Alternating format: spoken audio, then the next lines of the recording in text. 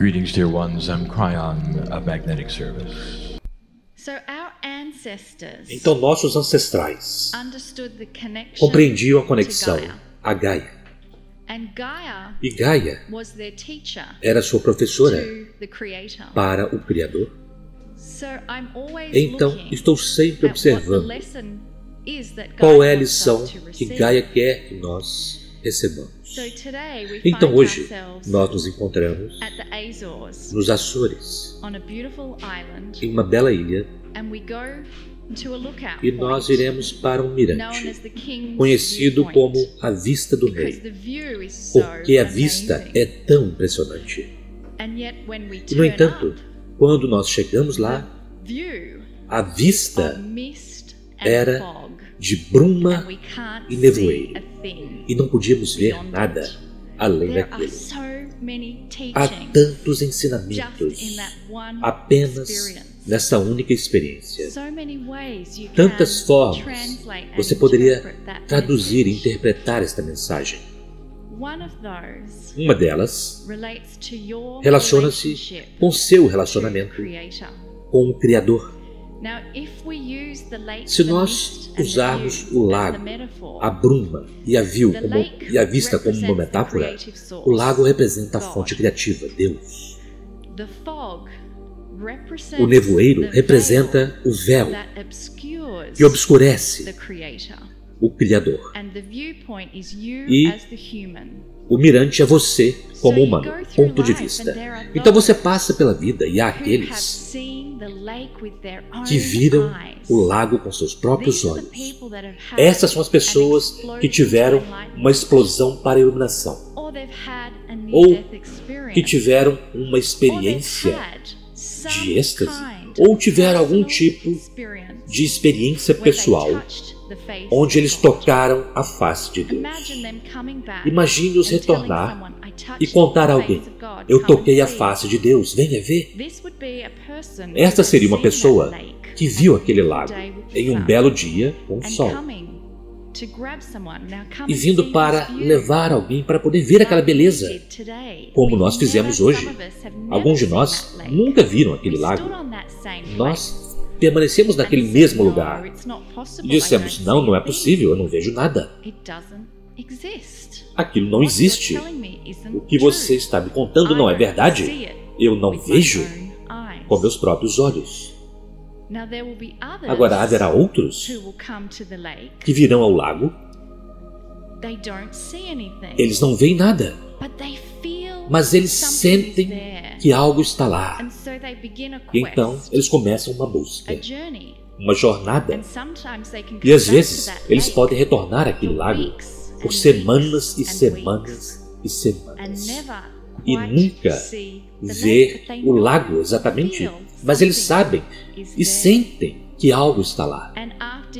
E depois de anos de busca, chegará um dia quando a bruma brilhará, mudará e moverá apenas um pouco, e nós veremos a água.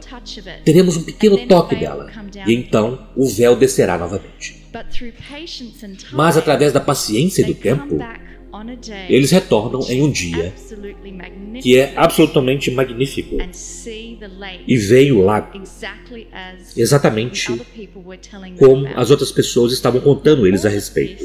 Então, tudo isto é apenas uma metáfora e é uma forma de interpretar uma lição de ensinamento de Gaia que nós recebemos hoje. É individual, é pessoal e descreve seu próprio relacionamento pessoal com o Criador. O que é o véu ou a bruma que está impedindo você de ver algo? Poderia nem mesmo ser o Criador, talvez você já conheça, já saiba que o Criador existe, mas você não é capaz de ver, por exemplo, saúde perfeita para si mesmo, em uma questão de saúde. Então, qual é a bruma ou o véu que está impedindo você de ver a si mesmo, visualizar a si mesmo em uma saúde perfeita? O que é aquele véu que está impedindo você de ter abundância financeira? Ou o que é aquele véu que impede você de ter um profundo relacionamento pessoal. O que quer que seja para você, todos nós temos momentos quando o nevoeiro e a bruma chegam. Mas, como sabemos de Gaia, tudo é apenas temporário. E você tem aquela experiência. E você pode aprender daquela experiência e vê-la pelo que realmente é. Este é apenas um aspecto do que Gaia estava nos contando hoje. Há mais, mas eu quero que vocês descubram aquilo por si mesmos. E agora eu mal posso esperar para ouvir o que Cryon nos dirá nesta primeira canalização, neste lugar magnífico que são os Açores. Saudações, meus queridos. Eu sou Cryon do Serviço Magnético.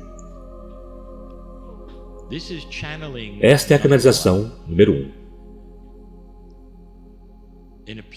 Em um lugar que é belo, que literalmente respira. Estamos em uma das ilhas dos Açores, pertencendo a Portugal. Tem muitas energias, muitas lendas. E a rede cristalina é pura aqui. Eu gostaria de contar a vocês um pouco a respeito deste lugar. E algumas das coisas que vocês podem ter ouvido a respeito. Em alguns dias, meus queridos, meu parceiro dará a vocês uma lição a respeito da Lemúria e todas as lendas a respeito da Lemúria e o que aconteceu e onde foi. E isso se relaciona com aquilo que eu contarei a vocês aqui, enquanto vocês se sentam neste lugar público e ouvem. Acredite você ou não nas coisas que são canalizadas, cabe a você. Mas eu dou a você verdade neste dia, para você discernir por si mesmo. Por muitas das coisas que eu poderei dizer a vocês são controversas mesmo para aqueles que são esotéricos. Eu quero dar a vocês a história básica, algo que será desenvolvido ainda mais nos próximos dias, conforme vocês ouvem aos ensinamentos que virão mais tarde de meu parceiro. Se vocês não ouviram essa história antes, eu quero que vocês pensem sobre ela, pois é a história de você. Os humanos, como vocês o conhecem, são jovens neste planeta. Humanos, como vocês o conhecem, aproximadamente 200 mil anos atrás, a humanidade teve seu DNA alterado. Agora, isto parece extremamente esotérico, não é? E, no entanto, é isto o que a ciência sabe. Antes de 200 mil anos atrás, os humanos, assim como vocês, e toda a cadeia que os criou, incluindo todos os primatas e todos aqueles outros mamíferos, têm 24 pares de cromossomos. Mas, de repente, muito rapidamente, ao longo de apenas alguns milhares de anos, aproximadamente, a humanidade desenvolveu 23 pares. Vocês são os únicos mamíferos no planeta com 23 pares de cromossomos. O ser humano, como você conhece o humano, é especificamente diferente de qualquer outra coisa na história do planeta. Esta é a história da criação, meus queridos. E não importa qual versão dela você acredite, fala sobre algo sagrado que aconteceu no planeta. Se você perguntar os indígenas a respeito da sua história da criação, eles dirão: nós viemos das estrelas. Se você ler isto na religião moderna da atualidade, há uma metáfora que vocês chamam de Adão e Eva. E é o mesmo tipo de história que os humanos, que parecem assim como vocês, estavam em um jardim do Éden. Agora, esta é uma metáfora para a beleza do planeta. Aquele jardim do Éden, aquilo é Gaia. Olhem para fora. Isto é Gaia. Este é o jardim do Éden. Adão é a metáfora para todos os homens. Eva é a metáfora para todas as mulheres. E é dito a vocês que um anjo desce e dá a eles algo. É o poder do Deus interior e do livre-arbítrio. E, a propósito, 23 pares de cromossomos. Nós demos a vocês a forma como isso funcionou, e nós não faremos isso agora. Mas se refere aonde nós estamos hoje, porque se relaciona com ele. E eu chegarei lá. Então, aqui está você, começando a olhar para as lendas, a história dos Açores. A maior de todas, e nós contaremos a respeito, é que este pode ter sido Atlântida. Agora, a Lemúria, meus queridos, nós já dissemos a vocês, está no meio do Pacífico, não do Atlântico.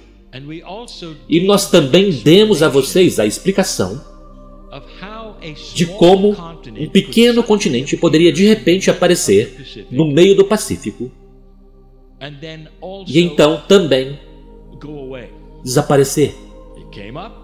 Ele surgiu e desceu. Não aconteceu rapidamente. Nada que é geológico, a não ser vulcões que explodem, acontecem rapidamente. E nós dissemos que foi o resultado de atividade vulcânica, magma, em um hotspot debaixo da ilha, empurrando-a para cima, para expô-la. E que, eventualmente, ela desceu. Esta é a história da Lemúria. Nós não entraremos no que aconteceu naquela ilha, pois isto virá no ensinamento daqui a alguns dias. Mas Lemúria era um dos lugares sementes de ensinamentos. Ao mais de 50 mil anos atrás.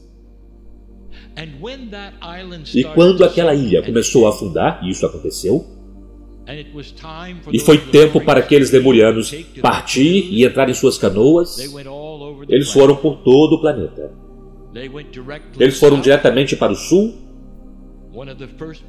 Um dos primeiros lugares no qual eles chegaram foi a Ilha de Páscoa.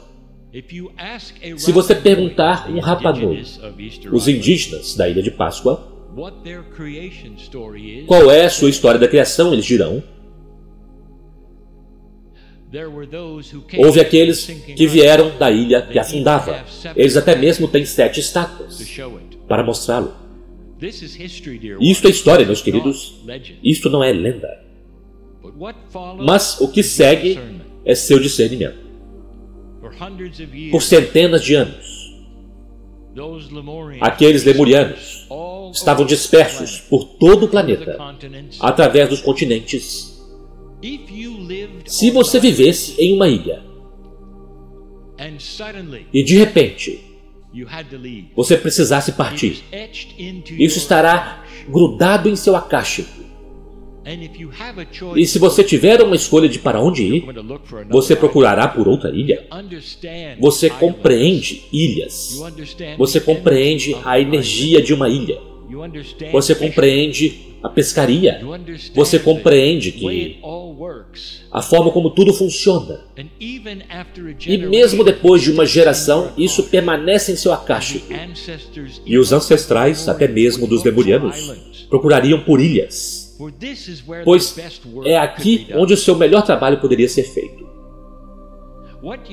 O que vocês têm neste lugar onde vocês estão são dois tipos de histórias. A história atual, a descoberta pelos portugueses e a história antiga. Eu chamaria isto de a história antes da história, pois houve muitas coisas aqui nesta ilha. Aqui houve os ancestrais, os antigos, meus queridos, e é sobre isso que eu quero falar. Quem eram eles? Agora, isso traz um tema sobre o qual eu falei anteriormente. Isso possivelmente poderia ter sido aquela ilha especial no Oceano Atlântico chamada Atlântida. Bem, isso depende de como você define a Atlântida. Pare por um momento e vamos perguntar a um filósofo chamado Platão onde esteve a Atlântida. E ele dirá a você, de toda a pesquisa, Atlântida estava no meio do mar Mediterrâneo e ela afundou.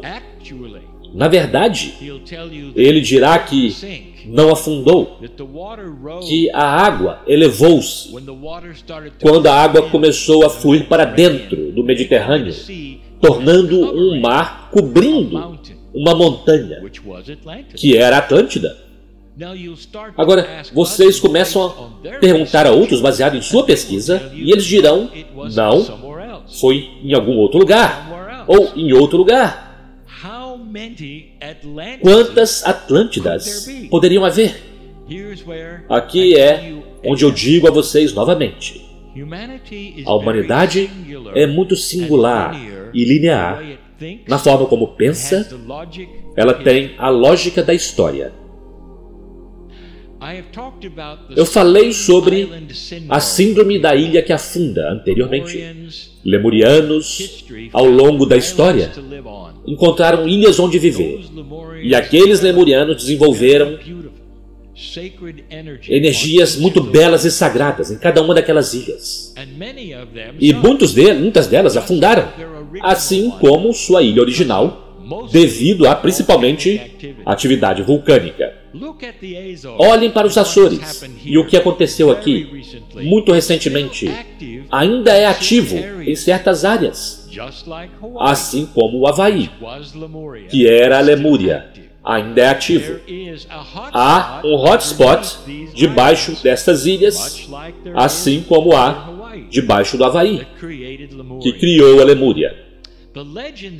A lenda diz que este grupo de ilhas era, na verdade, essas 9 ilhas eram uma única área em uma época. Agora, assim não é exatamente como foi, mas é muito próximo. Parecia muito diferente e é uma combinação de movimentos de placas tectônicas, olhem onde vocês estão, e também o hotspot, que podia empurrar para cima através de magma toda a Terra. Isto uma vez esteve acima da água, onde não havia 9 ilhas, na verdade, era uma área muito, muito grande. E, adicionando a isso, meus queridos, o nível do mar nem sempre é como é hoje. Ao longo de milhares de anos, ele sobe, ele desce, 100 metros de cada vez. E eu direi algo mais a vocês daqui a um instante, para vocês refletirem. Esta foi uma Atlântida. Vocês ouviram esse artigo que eu usei? Uma Atlântida. Houve muitas. Mas esta, muito próxima ao continente, muito especial. E então as lendas estão corretas. Mas onde eles erram é o fato de que esta não foi a única. Colonizada por lemurianos, ensinamentos muito sagrados, nunca foi destruída, como na lenda, mas ao invés disto, o que vocês sentem aqui, que criou tantas mais lendas, foi a beleza da sacralidade do ensinamento do amor. E ainda está aqui. É isso que Atlântida, por toda parte, carrega. O resíduo da beleza do ensinamento da Lemúria, conforme se espalhou por todo este planeta. Este aqui é especial? Sim, estava acima da água. Sim, conteve uma maravilhosa energia. Aqueles que queriam viver nesta caldeira não querem ir embora. Pergunte-os novamente, por que você não quer ir embora? E em seus corações eles dirão, porque este é o coração. É aqui que eu quero estar. Eles estão sentindo o que eu acabei de dizer a vocês.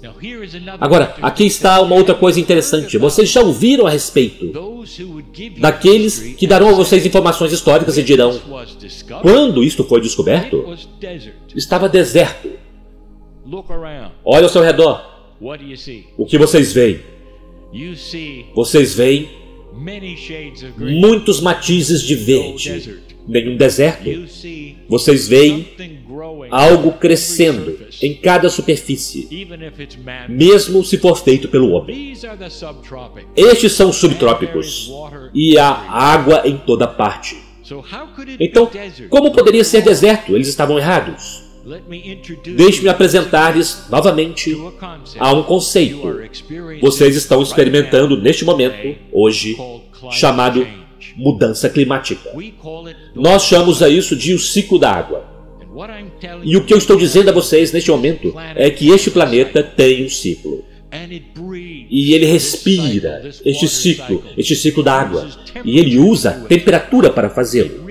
Ele renova o oceano, renova as plantas e os animais. É assim que a Terra funciona, meus queridos. Mas, para os humanos deste planeta, eles são tão novos que vocês nunca viram isso. Na verdade, não. Não de forma que vocês pudessem reportar e encontrar isso em seus livros. Vocês precisariam ter estado aqui como antigos, mas vocês podiam vê-lo como está registrado nas calotas de gelo e também nos anéis das árvores. A Terra tem um ciclo. Uma vez, esta ilha e este grupo de ilhas eram desertas, e agora não são. O que isto diz a vocês? O planeta muda. A temperatura faz a diferença, os níveis de água vão para cima e para baixo.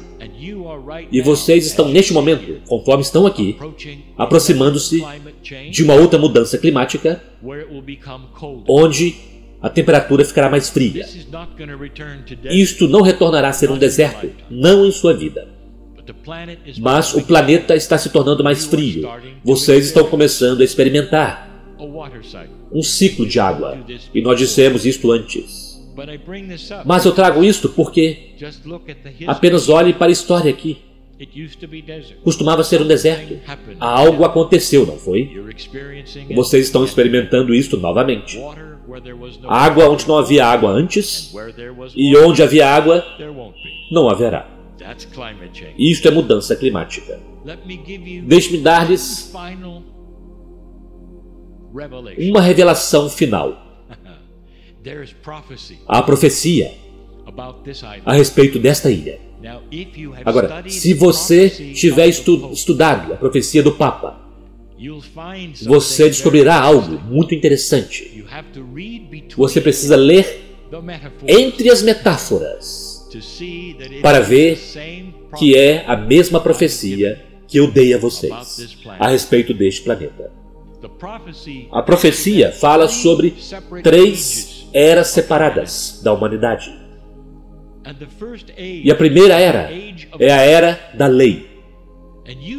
E vocês a veem como aquilo que se refere àquele Velho Testamento, devido àquilo que vocês sabem está em suas religiões e nas escrituras que vocês têm lido e sabem a respeito. A segunda era é a era do amor. Aquilo se refere ao Novo Testamento, a vinda da informação do Mestre do Amor. É muito mais suave e gentil. Interessante, não é? Que vocês tenham tido suas principais guerras naquela segunda era. Nós falamos a respeito da sua consciência e como ela muda e se transforma. Mas a profecia daquele Papa diz que há uma terceira era vindo. Agora é aqui que a coisa fica interessante. Eu quero que você se coloque no lugar de ser um católico, talvez ser um Papa, em suas próprias palavras, sua compreensão, aquilo que nós chamamos vernacular, significando os significados das palavras e as percepções que ele tem. Ele chamou a terceira parte desta profecia de a era do Espírito Santo. É celebrado aqui, vocês perceberam? Há festivais do Espírito Santo. Esta é a profecia. E por que ela seria celebrada aqui? Mais do que no continente ou em qualquer outro lugar no planeta. Eu disse por quê. Porque este é o lar de uma verdade original. Isto é onde parte do contingente da Lemúria aportou. É por isso que vocês sentem que pode ter sido muito especial, mesmo Atlante. O que Espírito Santo significa?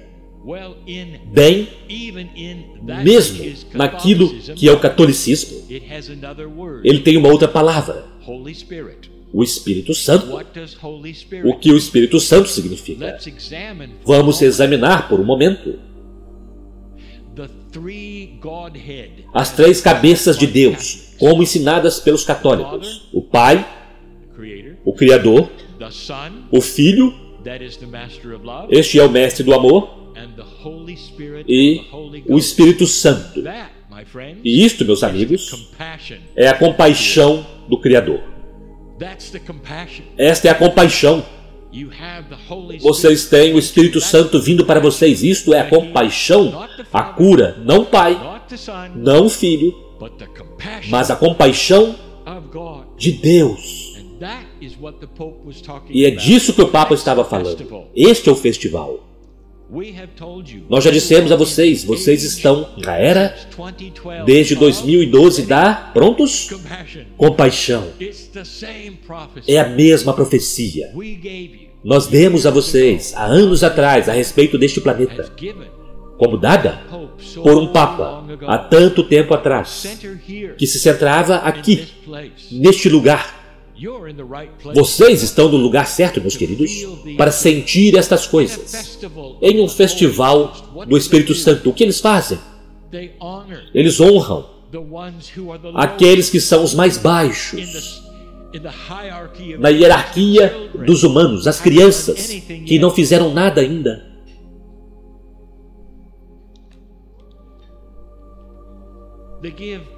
Eles dão aos pobres. Isto é compaixão. Eu espero que eu tenha dado a vocês alguma informação baseado em uma lenda, baseado em mitos que tem elementos de verdades puras. Novamente, vocês estão em um grandioso lugar. Nestes próximos dias, eu quero que vocês sintam este lugar e não apenas contemplem. Se for ofuscado pela neblina para vocês, eu direi por quê. Isso é o Espírito. Isso é o Espírito. Isto é a compaixão deste lugar, dizendo a você: olhe além da neblina. O que você vê? Você verá a si mesmo em uma ilha que é muito mais do que apenas a vista. Este é um lugar especial. É um lugar especial. As verdades centrais de ser um lugar especial são acuradas. Mais do que vocês imaginam. Desfrutem destes dias, meus queridos, e compreendam que as profecias estão corretas. E assim é.